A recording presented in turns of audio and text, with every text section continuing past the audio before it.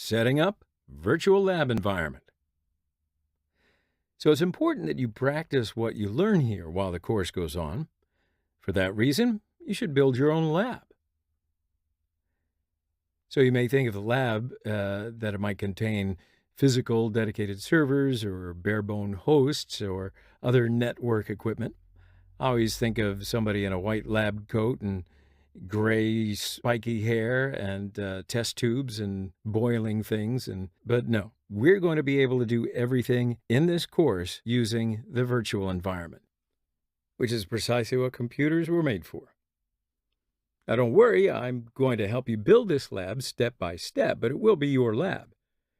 And hold on, before you get out your calculator, all these lab environments are going to cost you nothing, just your time and patience. So let's first have a look at the requirements. When you prepare for your lab, you should make sure that your setup will meet the system requirements.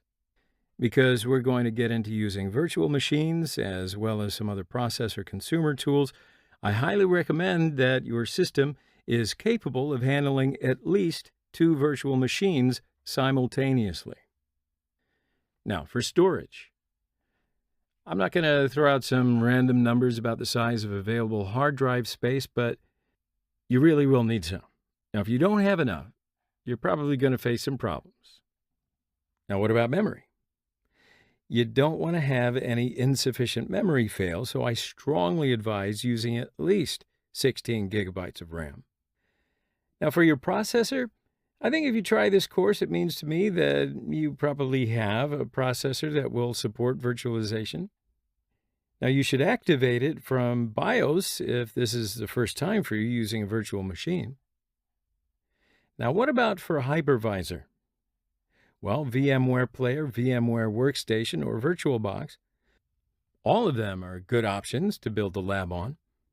However, what you're going to see me do is use VMware Workstation Player because some intentionally vulnerable virtual machines work only on VMware Workstation Player.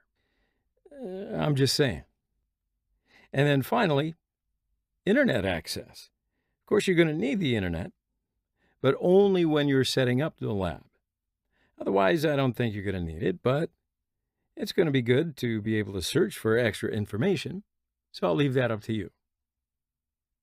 Now, again, before diving into the building process, I do want to show you the overview of what our lab is going to look like, and the basic idea here is to create a server that has some vulnerable web applications.